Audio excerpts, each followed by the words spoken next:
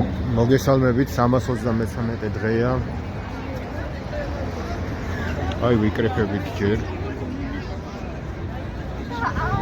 ერთი გადაკეტვა ხალხი უკვე ვართ. და ნელ-ნელა კიდე მოემატება.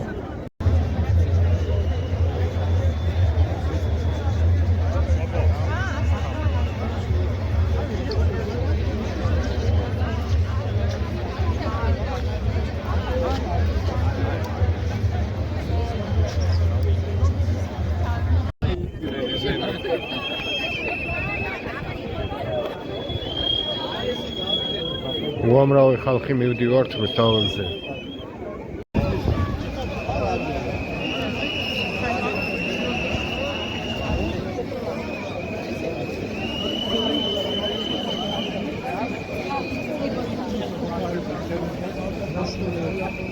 უწყეთი ხალხის მდინარე.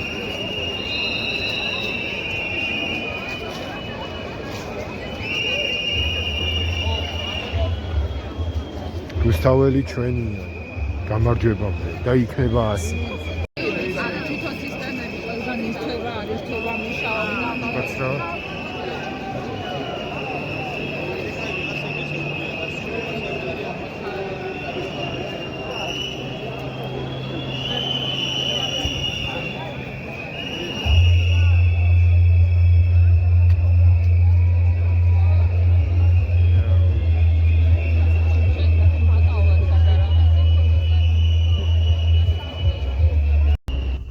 განათლების ანტირეფორმას.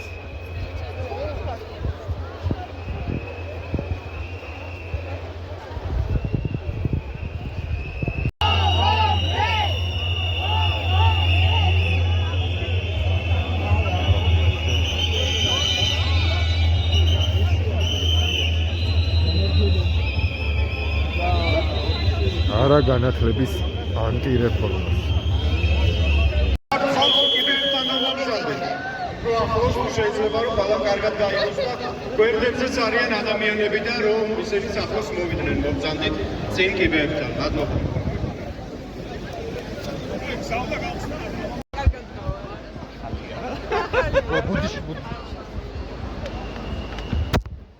სახი გამოვაჩინა თუ არა? აი, კაი კადრი. მადლობა. ბონჩკა.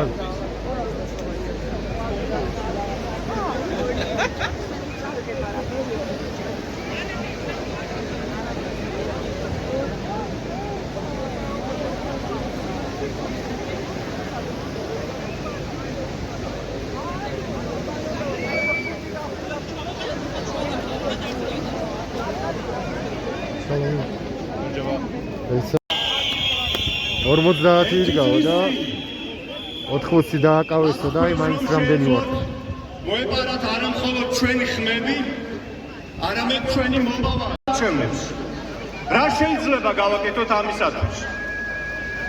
მე მინდა შემოგთავაზოთ, რომ თითოეულმა მოქალაქემ დაამკვიდროს ერთგვარი ახალი დემოკრატიული რიტუალი, რომელსაც ჯიუტად შევასრულებთ მანამ, სანამ ჩვენი მიზნები არ იქნება მიღწეული. მე შემიძლია სამი რამ შემოგთავაზოთ ამ რიტუალისთვის. პირველი, თითოეულმა მოქალაქემ კვირაში ერთი დღე მაინც აუცილებლად გაატაროს რუსთაველზე საპროტესტო კერაზე ან სხვა ქალაქებში.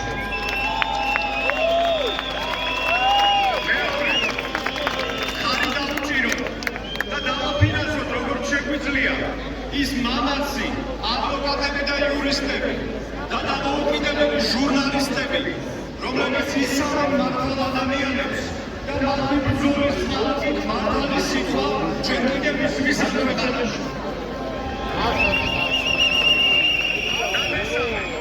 შემოერთდეთ და გავაძლიეროთ დემოკრატიული, პატრიოტული, სამოქალაქო და პოლიტიკური ძალები იმისთვის, რომ ჩვენი დემოკრატიის ფუნდამენტი ახლავე ჩავყაროთ და ის იყოს ისეთი ძლიერი, რომ მომავალში ვერც ერთმა ავტოკრატმა ის ვეღარ შეადგინოს. მე მინდა ვიმართო ადამიანებს, რომლებიც ვისი გვიყურებენ. მეგობრებო, დებო და ძმებო, ჩვენ აქ გავართ თქვენთვის და ვიდგებით მანამ, სანამ თითოეული ჩვენგანი არ გასაუწყდება. ჩვენ ვართ ერთი დიდი ოჯახი, რომელიც მუდმივად დაუდგებით ერთმანეთს გვერდში, სანამ ამ ქვეყანაში მართლა არ აღდგება სამართლიანობა და სანამ მართლა არ იზრდება სამართალი.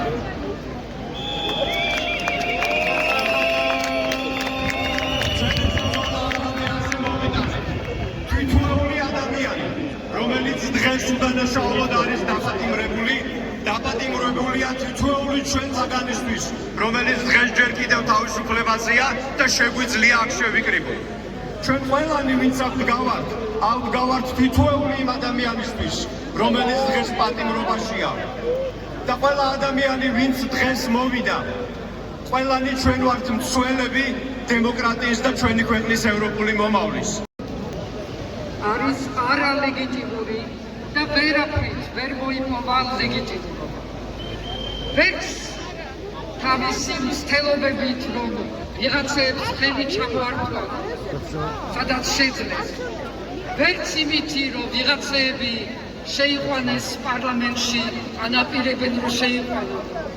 ვერაფერი ვეღარ უშველებს ამ რეჟიმს, რომელმაც დაამკვიდრა თავისი არალეგიტიმურობა, როცა ჩაატარა რუსული არჩევნების სცენარი. ეს ერთი წელი გავიდა ერთი რუსული სცენარიდან მეორე რუსულ სცენარამდე. 4 ოქტომბერს სცადა რეჟიმი, რომ შეეტყუებინა ხალხი იმ რაღაც აბსურდულ სცენარში, რომელიც მხოლოდ რუსულ სპეცსამსახურების ტვინში შეიძლება იყო მოხარშული. მაგრამ ქართველი ხალხი ბრძენია, ყველათ არ არის ეს ნათქვამი. და ქართველმა ხალხმა იცის, როგორ უნდა მიიყვანოს ეს ერთწლიანი ბრძოლა ბოლომდე. რა გამოჩნდა ამ ერთი წლის მანძილზე? გამოჩნდა, რომ საზოგადოების, ქართველი ხალხის მხარეს არის რა? პირველ რიგში სოლიდარობა, არ ნახული სოლიდარობა. საკმარისი არის, რომ ნახოთ რა სისხლი გროვდება დახმარება ძალებებისთვის, არ დარჩეს დაუცველი ამ უსამართლობის წინაშე. საკმარისი არის, რომ ნახოთ, როგორ ყოველივე სასამართლოზე არიან ადამიანები, რომლებიც იქ დგანან, მიდიან, არაბის არ ტოვებენ მარტო. სამაგიეროდ ამ რეჟიმის წარმომადგენლები, როცა არიან ციხის პირს და სასამართლოზე, ძალიან მარტოვნი არიან. არავინ მათ გვერდით არ დგება, არავინ მათ არ უცხადებს სოლიდარობას, თუნდაც Facebook-ის პოსტებით. მარტოვნი არიან და საზოგადოების მხარეს არის სოლიდარობა, არის თანაგზნობა, რომელიც რეჟიმმა გამოაცხადა როგორც არალეგალური, ნულოვანი თანაგზნობა თქვენს. მაგრამ ხალხში არის ეს თანაგზნობა, არის ერთიანი ბრძოლა, არის ეხლა ახსენე ის ჟურნალისტი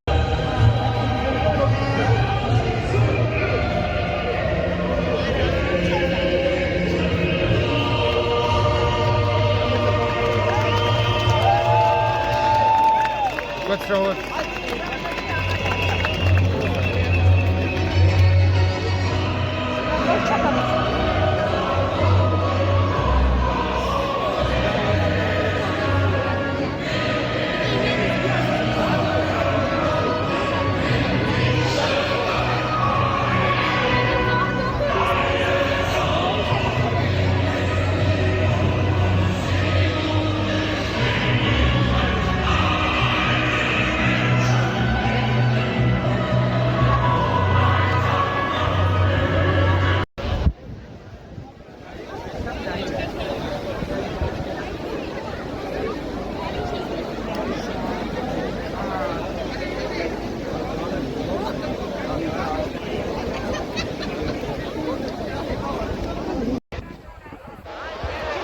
დიდი დღე.